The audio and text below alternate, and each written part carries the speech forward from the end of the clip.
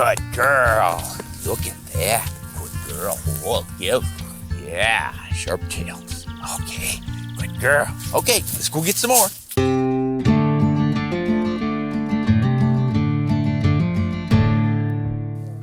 Covey, you did a great job on those sharp tails today. I am so proud of you.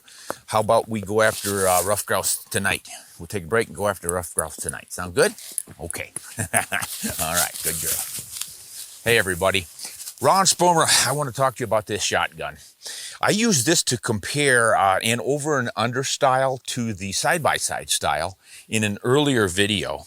And I have been hunting with this now for sharp-tailed grouse and blue grouse and several others and really giving it a workout. This is the Fabarm Autumn. And what a perfect name for a double barrel shotgun. A beautiful autumn, that's when we use those. I think it's just a well-made gun that exemplifies what a side-by-side shotgun should be for upland hunting. Now, if you know much about side-by-side shotguns in America, we were sort of the hotbed for well-made, solid side-by-side shotguns in the first third of the 20th century. Think of the Parkers, and the Winchester 21 came along fairly late. We had the LC, and there were just a lot of great guns back then, but they fell out of favor when we got into automation and autoloaders and pump actions and such. But they've always remained a true upland sportsman's well-balanced shotgun. It's just got so much tradition behind it. And this is one built in Italy on that American style, and I think they've done a beautiful job of it. And it's not super expensive. No, you're not going to pick this up for a few $100. It's pricey compared to other shotguns, but autoloaders these days are going for $1,500 fairly regularly, and there are some higher than that. This is probably in the $4,000 to $4,500 range, but that's not bad for a well-built side-by-side double shotgun, and this is definitely that. I've been using it now for about half of a year. I've done some pheasant hunting with it, some grouse hunting. Covey and I got into sharp tails here today, and geez, this thing just shoots so sweet. It's balanced so nicely. 6 pounds, 3 ounces is what this thing weighs, 28-inch barrels. Let's just go over all the parts, and I'll show you why it's such a great shotgun. It starts with a Turkish walnut stock. It's got some nice figure in it, but it's not overly done. The butt pad on it is not a pad. It's just a chunk of walnut checkered. I mean, that's real classy. But you might think, well, that's going to hurt. Well, it's a 20 gauge. And the recoil is not so much that this hurts at all. I don't even notice it. But if you don't like that, you just take the 2 screws out and put your recoil pad of choice on the back. That also allows you then to change the length of pull. This is around 14.5-inch length of pull, and that's trigger to base of the butt. So you could extend it, or you could trim that off if you need a shorter one. Gives you options. Got some fine checkering on it.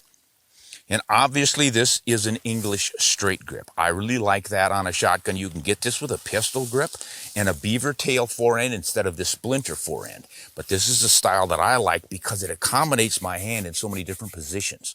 If you've got a longer fingers and a bigger hand, you slide back on it and you don't bump up against that pistol grip. So that's really nice. Now this is a box lock action, but look at the little scallop right here. I really like that because most box locks will just have a straight line and they start to look boxy. But this gives it a nice scalloped look for a little more class. But notice that the point comes into the metal rather than the metal coming into a gap. I mean, if the metal came in this way, it would be like a wedge, and every time you fired, it would start to drive back in there. I've seen some styles like that, and they end up splitting. So I like that. Gives it some class without... What's up, Cubby? Did you come back? You got a grouse to report? No? Nothing there? All right, I'll be done in a minute and we'll get back to it. Okay. Now, this box lock action is strong. Box locks always are. It's got some features you don't always find in box locks. One of them is intercepting sears. There's a second sear in there so that if you jar this gun, drop it or something, and break the connection on the first sear, it can't fire because the second sear blocks the hammer, so you're not going to drop it accidentally and fire it.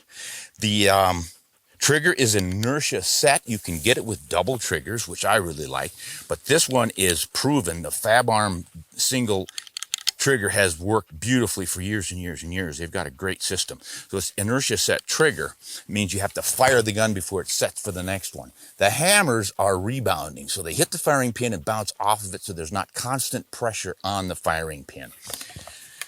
I said there was a 28-inch barrels, but they've got a unique boring system that Fabarm calls Tribore. So in front of the chamber, you've got your forcing cone, and on some shotguns, that forcing cone can step down really quickly to bore diameter from the shell diameter, and that jams up those pellets and causes some deformation. So they stretch that out. They've got a long free bore sort of thing going on in there. If this were a rifle, you'd call it free bore. But they have an overboard bore.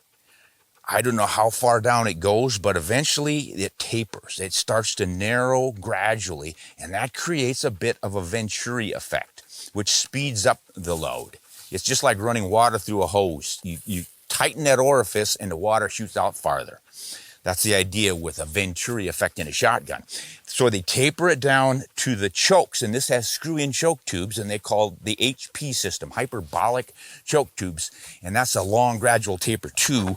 I brought them with me so I could show you. It comes with 5 choke tubes. That would be full, improved, modified, improved cylinder, and cylinder bore. And look at how long those things are. That is probably part of what they're calling their hyperbolic choke system. And it has this screw, which I like with the double handle on it for taking choke out. Let me just spin one out of here and I'll show you how easy it is and how deep in there these things go. You drop it in, and once you break it loose, just one finger, that easily, you spin that baby right off. And there it is. And they have it written on the side. This is the modified. It says inner HP 20 gauge, medium 5/10. So they've also described it as fractions of how much choke they've got. From 10/10 would be full choke. So this is half choke. And I noticed on the full choke one, they had it 9/10. So you got a little bit more to go for it. Extra full choke. So, you know, it's a pretty sweet system. You can choke it any way you want, depending on what you're hunting. I usually leave improved cylinder modified for most of my upland bird hunting. But if I get into tight situations, let's say heavy cover rough grouse or maybe quail, I might go with the true cylinder and an improved cylinder. Suit yourself. That's the sweet thing about a double barrel, is you've got 2 options, 2 choices. So you can see it's got case hardened on the receiver. But it's not overly done. It's kind of hard to see, really, but it gives it a classy look.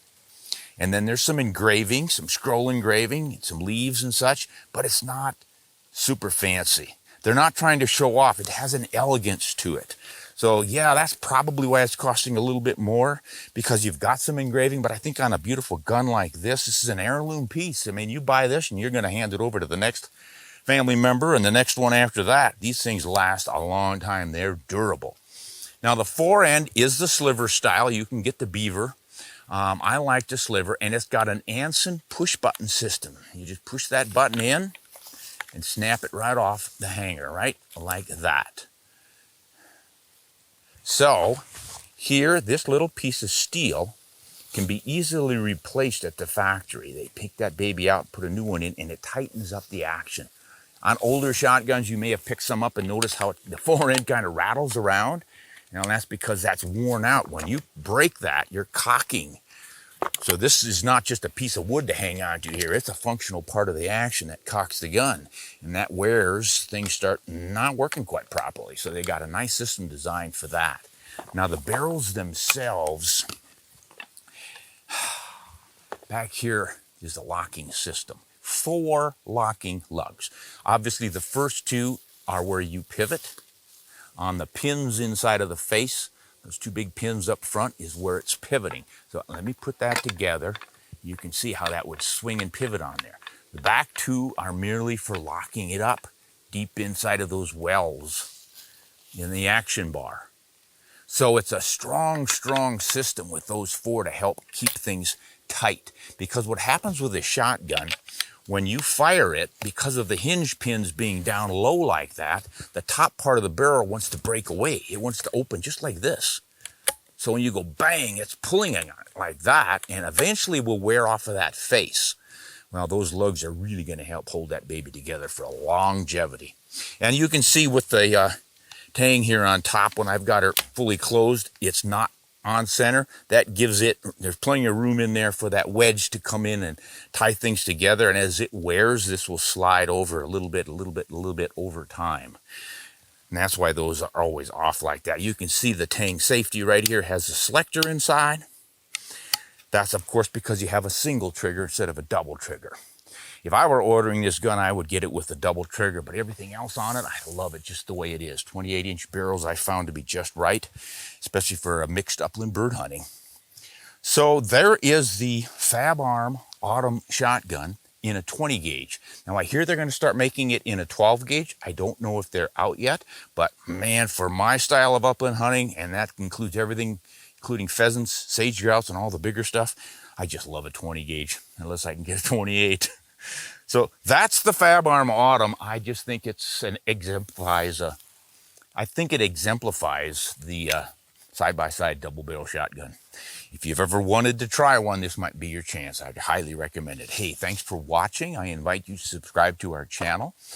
And we do want to thank our patrons on Patreon. If you would like to join the Ron Spomer Outdoors Patreon community, just go to patreon.com and Ron Spomer Outdoors, and we'll sign you up. Great. We'd love to have you. Hey, this is Ron Spomer signing off and reminding everyone, get out there in this beautiful fall, hunt honest and shoot straight.